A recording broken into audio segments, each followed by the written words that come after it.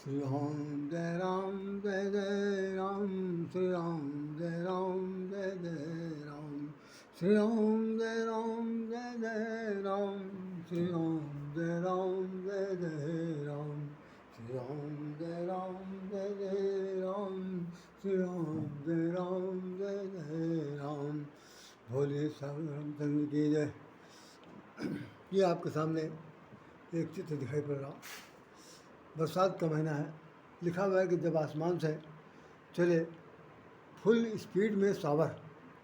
ये कार्टून बनाया है अखबार वालों ने कि जैसे घर के अंदर गुसलखाने के अंदर या स्नानागार में सावर चलता है, ऐसे फुल बादल पानी बरसा रहे हैं। और पानी बरसाने की स्थिति को उन्होंने अपने ढंग से जो लिखा कि भाई वो चल रहे हैं फुल स्पीड में, सावर बरस रहे हैं, ऐसा लग रहा है कि बरसात की झड़ी लग गई हो। और ये बच्चे स्कूल से निकले हैं, अपने हाथ में छाता लगाए हैं। ये दृश्य दिखाया जा रहा है। यहाँ पर ये भी दिखाया जा रहा है कि तेज़ बारिश के साथ नदियों का जल बढ़ गया और सब जगह खतरे के निशान से ऊपर हो गई। उत्तराखंड में भारी वर्षा से लैंड स्लाइड हुई, यात्राएँ रोकी गई। ये सब आपको दिखाई पड़ा। ये कहने का जो तात्पर्य है उसको मैं आपके सामने भी वर्णन करना चाहता हूँ कि वास्तव में हमने ये क्यों चुना। बहुत ही 5 मिनट का ही सिर्फ समय चाहिए। आप सुन लीजिए कि आसमान से चले फुल स्पीड में सावर, अर्थात बादलों ने मूसलाधार वर्षा की। जय श्री राम। बहुत मुश्किल से 5-7 मिनट का समय लूँगा।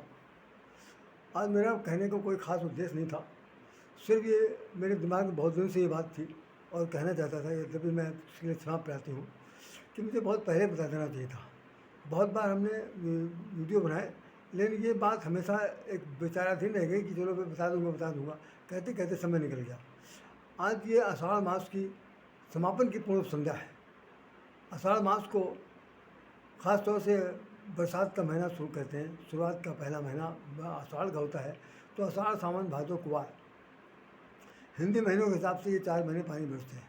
मतलब जून से शुरू होता है, जून का आधा जून सुन लीजिए, जून से लेकर के जुलाई, अगस्त, सितंबर और आधा अक्टूबर, ये मिला करके पूरा 4 महीने का हिंदी और अंग्रेजी महीने का ये कहें कि अवधि है।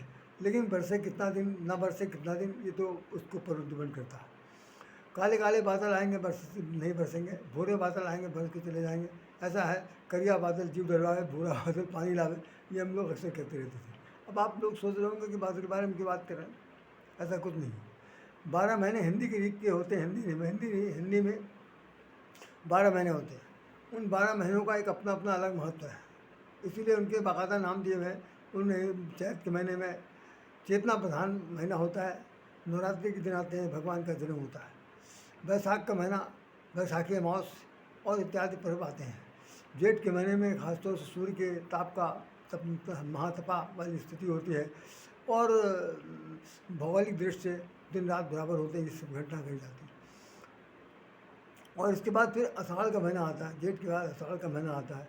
आषाढ़ के महीने में ऐसा कहा जाता है, हमारे गुरु जी ने बताया था, जिसको मैंने बहुत बार बहुत से प्रवचनों में और मंचों पर तो कह दिया, लेकिन इसका वीडियो कभी नहीं बनाया। आज मेरे मन में आया कि लो 5 मिनट तो बोल ही दूँ, तो सिर्फ 5 ही मिनट मैं समय लूँगा। तो हमारे गुरुजी ने जो कहा था वो बहुत ही सटीक बात कही थी, उसको मैंने हृदयंगम कर लिया। आज हम उस बात को आपके सामने उद्घाटन के रूप में कह रहे हैं। हमारे गुरुजी का कहना है कि आषाढ़ का महीना जो होता है, ये गुरु का महीना होता है। जितने लोगों ने गुरु धारण कर रखा है या जिनके गुरु हैं नहीं हैं, जो लोग जानते हैं नहीं जानते, तो कहते हैं कि गुरु जी जो है वो सूक्ष्म शरीरधारी बनकर इस पूरे इस आषाढ़ के महीने में जैसे बादल उमड़ घुमड़ करके छाते हैं और जहाँ तहाँ पानी बरसा करते हैं, वैसे ही गुरु भी अपने शिष्यों के घर पे, अपने शिष्यों के दिल दिमाग में, उनके मन मस्तिष्क में वो क्या है, अपनी कृपा वृष्टि बरसाते हैं। कृपा की वृष्टि बरसाते हैं। ये उन्होंने कहा, ये बिल्कुल उन्होंने चुनौती प्रधान बात कही थी।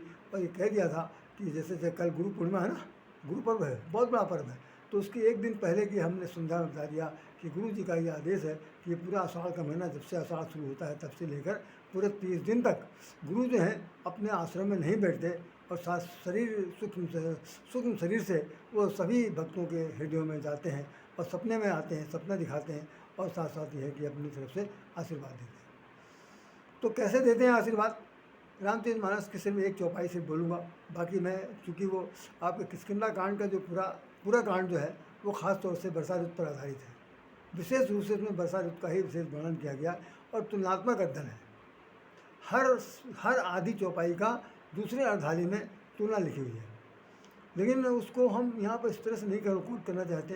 केवल अभी इतना सिर्फ बता देना चाहते हैं कि आषाढ़ महीना गुरु पर्व का महीना है, गुरु के महीने, गुरु के चरणों में शीश झुकाने का महीना है, गुरु के आशीर्वाद को प्राप्त करने का महीना है। दूसरा कि जिन लोगों के पास शक्ति है, सामर्थ्य है, ताकत है, पैसा है, कौड़ी है और वो गुरुजनों के आश्रम में जाने की हिम्मत रखते हैं, तो वो इस पूरे 1 महीने के अंदर वो गुरु आश्रम में जाकर के गुरु के चरण पकड़ सकते हैं। वैसे गुरु पूर्णिमा तो कल एक दिन होगा, इसमें कोई पहुंचा नहीं पहुंचा, जो समझ में आए वो किया, लेकिन ये पूरे 1 महीने की पूरी छूट होती है।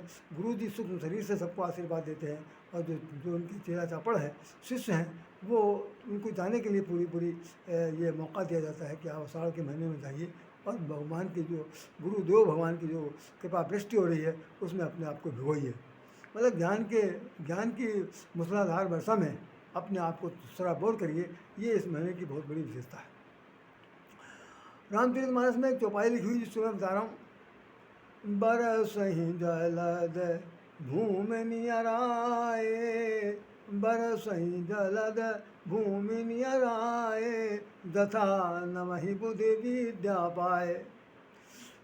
बरसहि जलद भूमि नियराए, दथा नमहि बुद्धि विद्या पाए।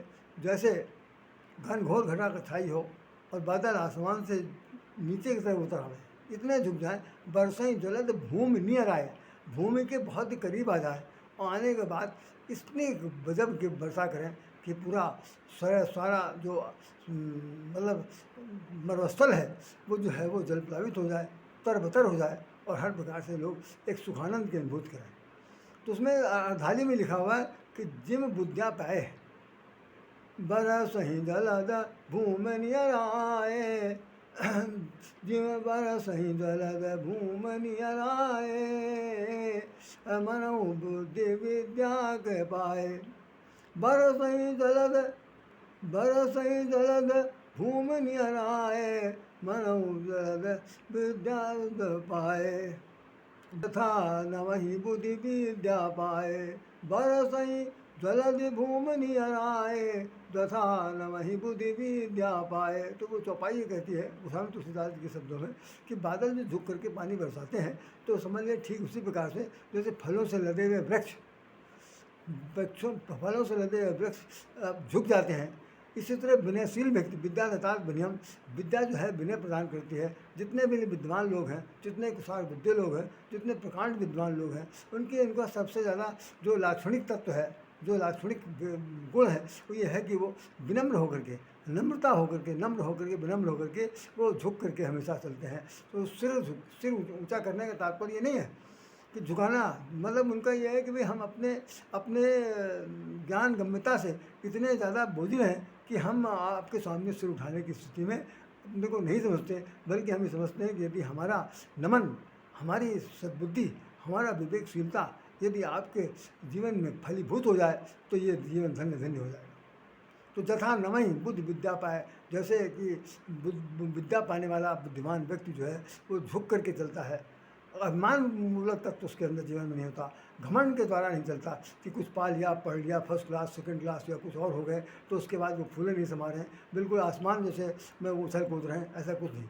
बल्कि कह रहे हैं कि जैसे बादल पानी से जब भरा होता है और भरा होने के बाद धरती पर आकर के धीरे धीरे करके अचानक खूब ज़बरदस्त वर्षा करता है, ऐसे ही बुद्धिमान लोग जो हैं वो अपने बुद्धि का परिचय देते हैं, ज्ञान का परिचय देते हैं और ज्ञान वृष्टि करते हैं। तो ये ज्ञान वृष्टि करने का ये महीना था जो हमने आपको बता दिया। शेष कल हम आपको बताएंगे और साथ साथ यही बताएंगे गुरु पूर्णिमा के संबंध में, और सावन का महीना आ रहा, सावन के महीने में ये जो हमने आपसे कहा है कि वर्षा ऋतु के बारे में, इस पर हम आपसे वर्णन करेंगे। अभी सिर्फ यही है कि इस आषाढ़ के महीने में गुरु कृपा का ये महीना समझिए, जो जहाँ है जिस रूप में है वो गुरु को स्मरण कर लीजिए। कल तो विशेष रूप से करना है। इन शब्दों के साथ राधे श्याम राधे आपको हृदय से नमन करता है। जय श्री राम, जय श्री राम, जय श्री राम।